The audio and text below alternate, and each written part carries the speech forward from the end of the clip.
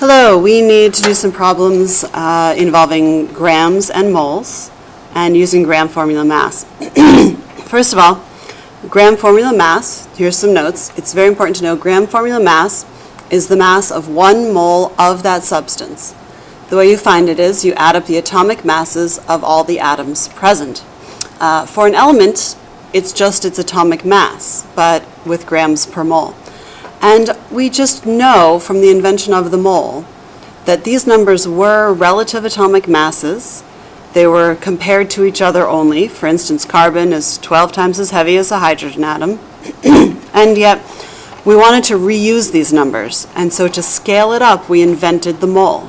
And we said if we have this many grams, 12 grams of carbon, we happen to have a mole. We have one handful of this substance. And it's very helpful for chemists to turn grams into moles and moles into grams, because if you know how many moles or how many handfuls of substances you have, then you can put them into chemical reactions and you can see how they react. You can see what ratios they react in.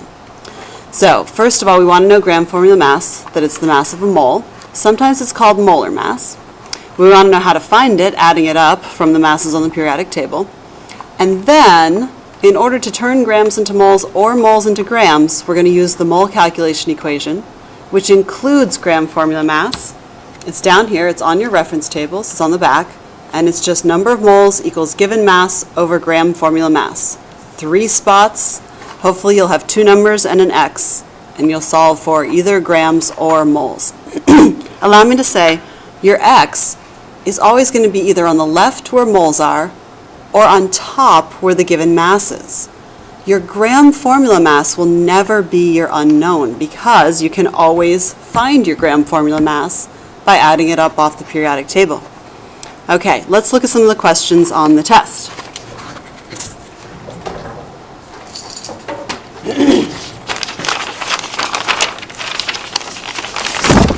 First of all, question 11 is basically asking about this. It says, which quantity is equal to 1 mole of gold? It's basically, what is molar mass? What is gram formula mass?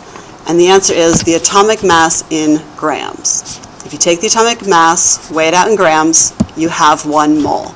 That's what we just said about gram formula mass. Now this is number 11 on version A. It's number 6 on version B. So this is either question 11 or question 6. So there you go. There's that definition. Now, we also had a couple problems that just asked for gram formula mass. You don't have to use the equation for those, you just have to know that you have to add up all the masses. So let's find those problems.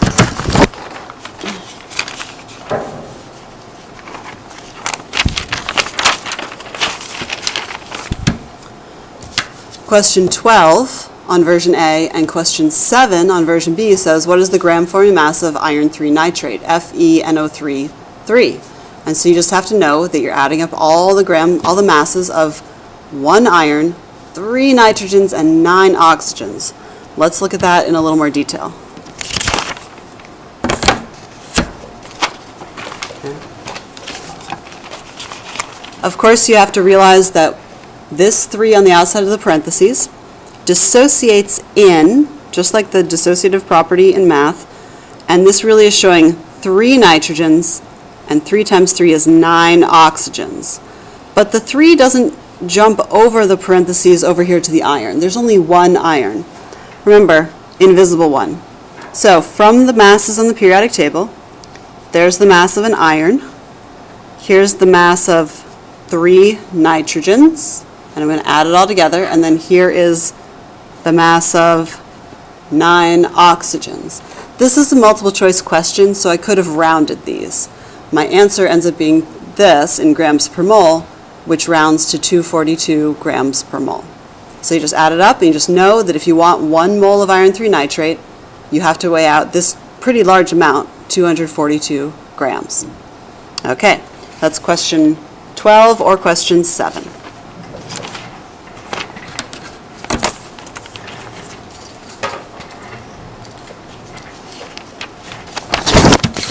Question 19 for everybody said, given the formula for heptanal, there it is, determine the gram formula mass of heptanal.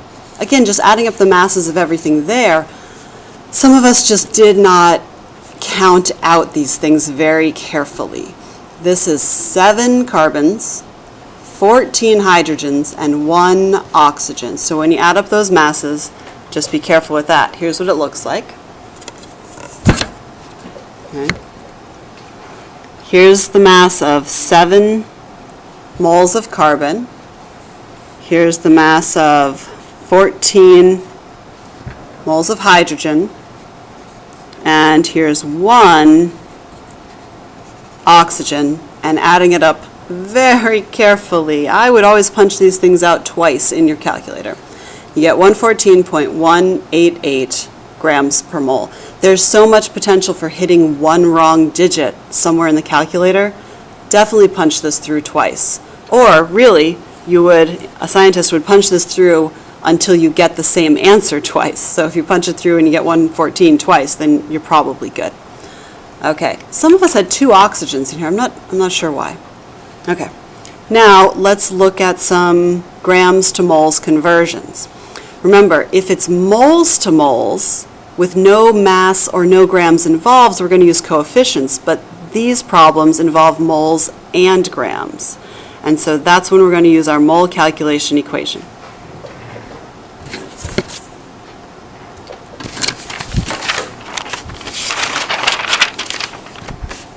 Question 6 on version A is the same as question 1 on version B. This is one of the situations. What is the mass of 1.5 moles of CO2? Now this is not just a gram formula mass because they didn't ask for 1 mole, they asked for more than a mole. So I'm going to need to use the equation. Moles equals given mass over gram formula mass.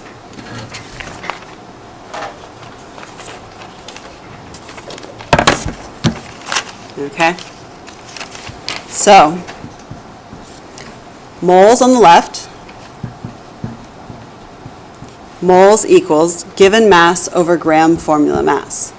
Now, I always know the gram formula mass. They don't tell me, but I can always figure it out. So if they say what is the mass, my X is definitely on the top here in given mass. Now, I know it's a little confusing because they don't give it to you and they call it given mass. Pretty much, it's as if you're in the lab. What mass would you be weighing out? What mass would you be given to do the reaction? Let's think of it that way. So, for the gram formula mass, I'm going to add up what this weighs. Okay? It would look like this. I got a carbon, and I've got 2 oxygens. Okay? I happen to know that this is about 44. Because it's a multiple choice question, then I don't have to be very precise. Imagine the 1.5 over 1, and then if you imagine cross multiplying, you say x over 1, which is just x, equals 1.5 times 44. So clearly I just need to multiply 1.5 times 44, and I believe you get 66 grams.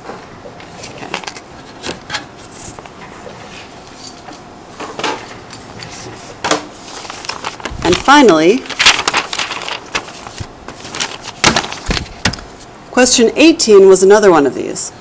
At 1023 K and 1 atmosphere, these numbers do not matter. Remember, in an open response question, they'll often throw extra information at you, and you have to sort it out and just focus on the stuff that matters. Okay, here we go. A 3-gram sample of tin 4 oxide, which happens to be SnO2, reacts with hydrogen gas to produce tin and water. They describe a reaction, but then they don't actually ask you about the reaction. Show a numerical setup for calculating the number of moles of SnO2. So they're asking me for moles of SnO2, and I go back looking for information about SnO2, and I just find that I have 3 grams of it. And that's how I know I'm going to use my mole calculation equation. Now, this is interesting. I don't have to solve it. Numerical setup. Numerical setup means, first of all, numbers.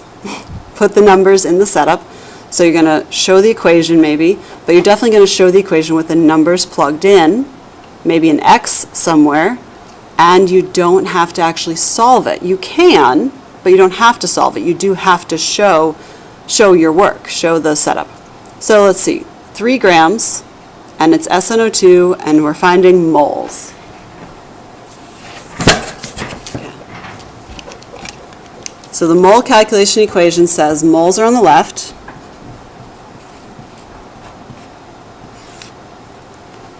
given mass is on top.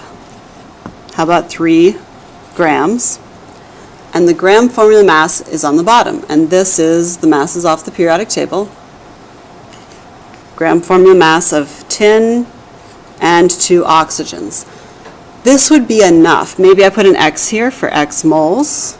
I could stop here because I just want a numerical setup. Or I could add up this whole gram formula mass and show X equals 3 over that. Okay? And that would also be right. Again, numerical setup. I see numbers. I see a setup. Somebody else could solve this from here on. And this is all they want for number 18. All the stuff about the reaction is just distracting, extraneous information. Expect that. Expect that on the regions. Okay, now let's do our final problem that we are going to do on our own. Okay. How about this guy? What is the mass of 3.72 moles of ammonium chloride, NH4Cl? Again, definitely use the mole calculation equation, show the setup, and go ahead and solve this. If they're asking what is the mass, of course your final answer would be in grams.